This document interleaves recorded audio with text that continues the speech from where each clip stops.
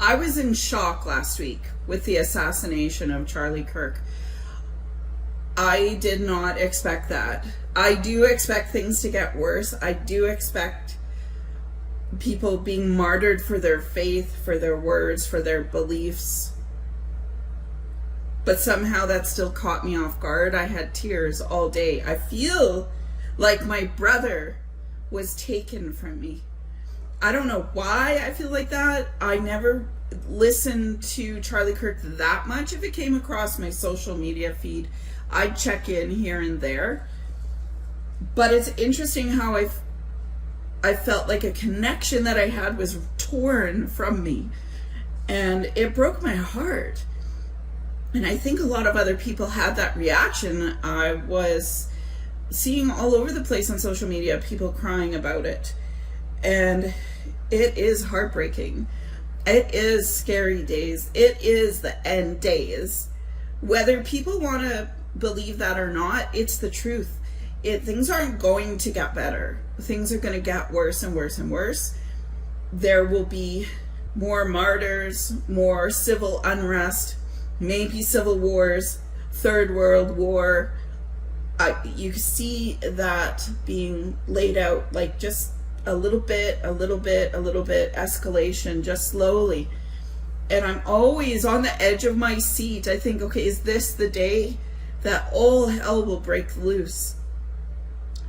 I'm surprised at the amount of hatred out there. It continually shocks me, especially towards the Jewish people and towards Israel. People are clearly divided on that.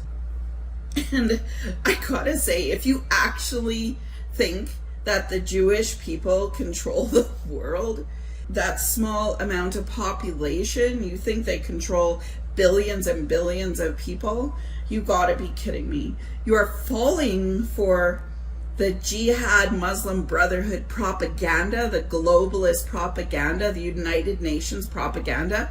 How do you know that that hatred comes from the United Nations? Look at their obsession with Israel. Look at their obsession with hating Israel and condemning Israel for no reason whatsoever. Muslim Brotherhood has a huge control of the United Nations and countries and different places and governments and institutions around the world. You know that and I know that. So why would you believe their propaganda about Israel? Why would you go along with them and blame Israel? So if you think you're conservative and on the right, but you're believing the left-wing propaganda of hating Israel, you might as well be supporting Palestine. You might as well be supporting Qatar and the Muslim Brotherhood and the Jihad and the terrorists and their agenda and the globalist agenda and the communist Marxist agenda. That's my opinion. I just don't understand how you can think you're right-wing and on the right and have all that hatred towards the Jewish population. The Muslim Brotherhood and the Jihad terrorists and the globalists, they seek to destroy us, and it's laying the foundation for the Antichrist to take center stage. And it could happen any day now. Third World War could happen any day. We're living on the edge of I'm living on the edge of my seat all the time. Every day I think, okay, this is going to be the day where all hell breaks loose. I think it's more important now than ever before to really work hard to not run away from community, to not isolate ourselves, to not be alone, but to really work hard at community, building relationships, being there for each other. I'm trying to do that with some of my groups that I've formed. I have a CB radio emergency communications group. I would love to see that grow even bigger. Maybe people are intimidated or don't think that CB radio is important, but the government could shut down our internet at any time, power, or any number of things could happen. So we're able to still clearly have our free speech, first of all, on CB radio. We're able to coordinate help. We're able to get out messages, emergency messages. And I not only have one radio, I have two. And I'm very close to setting up the second one in my van, so that if I have to take off in a van in an emergency, I will still be able to get out messages. And you know, if you see something going on in your community and in your town or city, you'll be able to let the world know where that communication could get cut off. And you know they've done it before, and you know they will do it and could do it again. So this is important. Our group can help you get set up on CB radio. You could basically just grab anything. And even if you're hearing messages, that's important. But if you're able to send out message, even more important. So most of us are on CB radio, which is called a single sideband, SSB. I'm able to get communications out not only locally, but all across North America. And sometimes I can hit overseas. I have a brand new radio that I'm just hooking up in as a base station in my home. So I'm going to see how far I can reach. But the people in my network are reaching all over the world. And we're ready for that. We don't really think of ourselves as preppers, but I guess we kind of are. But it's that communication element that is very, very important.